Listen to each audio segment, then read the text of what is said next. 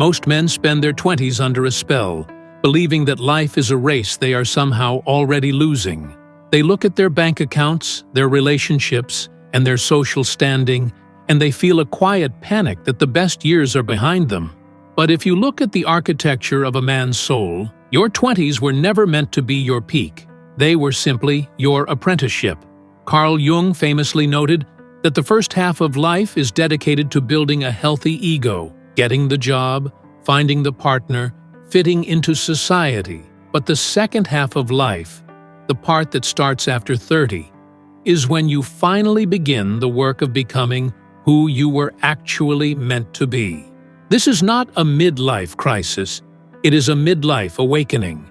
And for the man who understands this, 30 isn't the beginning of the end. It is the moment the training wheels finally come off. The myth of the early peak.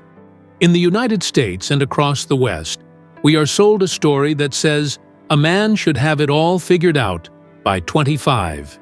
If you don't have the house, the perfect career, and the clear path by then, society treats you like you've missed the boat. This creates a generation of men who enter their 30s feeling like damaged goods. But let's look at the reality. In your 20s, you are essentially a collection of other people's opinions. You are doing what your parents wanted, what your teachers suggested, or what the media told you was cool. You are wearing a mask, what Jung called the persona. You are trying to be a good person or a successful person, but you aren't yet a real person. The reason life feels like it starts after 30 is because, for the first time, you have enough data to realize that the masks don't work. You've had your heart broken. You've been passed over for a promotion. You've felt the hollowness of a night out that meant nothing. This disappointment is actually your greatest asset. It is the moment you stop looking outward for instructions and start looking inward for direction. Winning in life starts the moment you stop trying to win someone else's game. The afternoon of life. Jung used a beautiful metaphor: the sun in the morning and the sun in the afternoon. In the morning, the sun climbs the sky, focusing on growth and expansion. But at noon, the reversal happens. The sun begins to descend, not into darkness, but into depth. If you are over 30, you have reached the noon of your life. The strategies you used in your 20s, hustling for approval, trying to be liked, reacting to every trend, will no longer work. If you try to keep living like a 20-year-old, you will become a poor eternus, the eternal boy. We see these men everywhere. 40-year-olds who are still chasing the same thrills, still afraid of commitment, and still lacking a center. They are light, they have no weight. To win after 30, you must accept the noon. You have to shift from quantity to quality. You no longer need 100 friends. You need 3 brothers you would die for. You don't need 1,000 likes. You need the respect of the person you see in the mirror. Winning is no longer about how much you can gather. It's about how much of yourself you can integrate. The integration of the shadow. Most men are tired. They are tired of performing. They feel like they have a dark side they have to hide. Their anger, their untapped ambition, their secret desires. Jung called this the shadow. In your 20s, you try to kill the shadow. You try to be perfect or nice. But in your 30s, you realize that your shadow is where all your energy is hidden.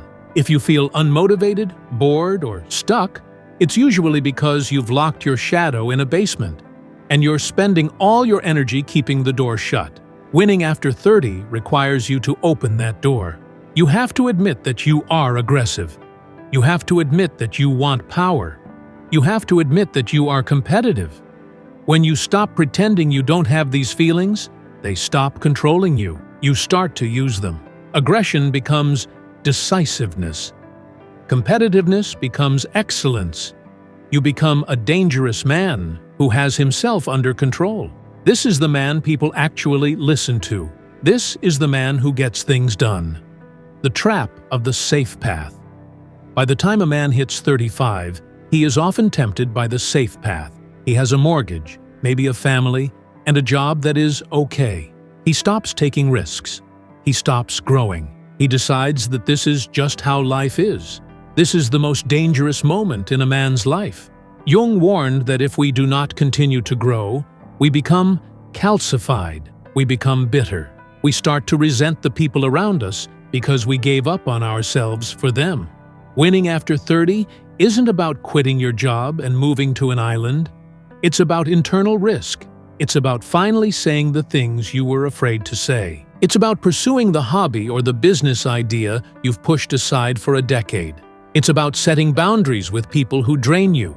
The safe path is a lie, because there is no such thing as safety.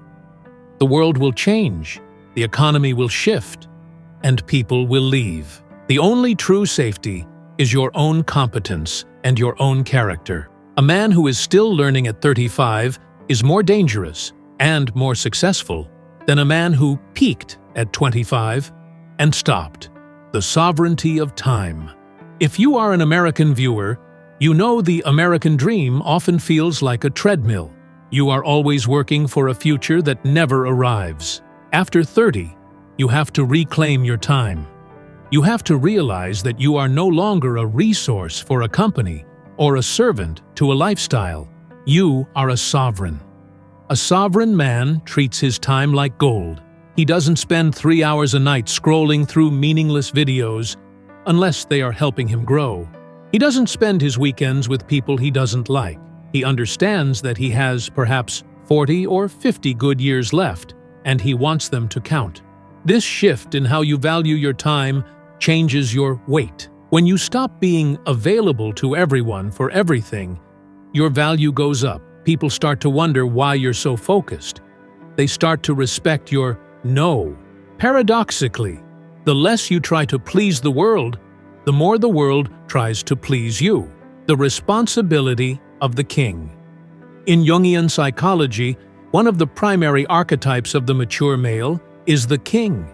The king isn't a tyrant. He is a provider of order. He creates a realm where others can thrive. For many men over 30, their realm is their family, their team at work, or their community. Winning in the second half of life means stepping into this role. It means realizing that your life is no longer just about you. And while that sounds like a burden, it is actually the cure for your depression. Most male unhappiness comes from hyper-individualism, being too focused on your own feelings, your own small problems, and your own ego. When you take responsibility for others, your problems start to feel small. You develop a protector energy. You become the anchor.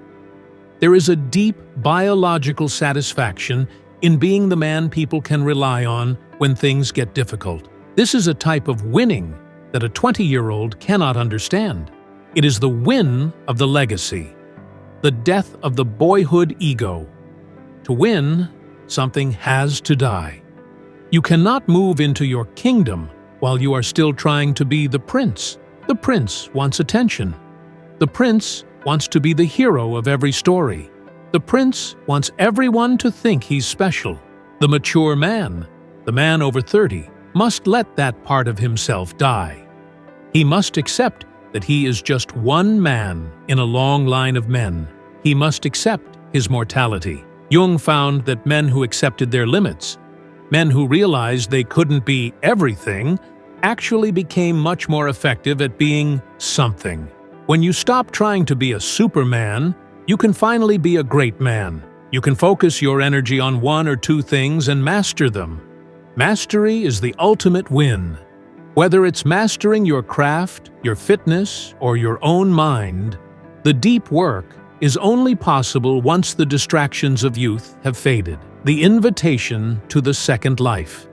If you are sitting there feeling like you've wasted time, I want you to reconsider.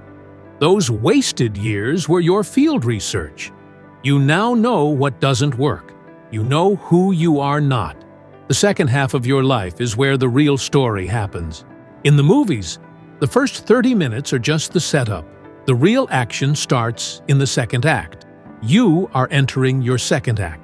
Winning doesn't look like a flashy car or a sudden burst of fame. Winning looks like a man who wakes up with a clear mind, a strong body, and a definite purpose. It looks like a man who is no longer afraid of the dark because he has integrated his own darkness.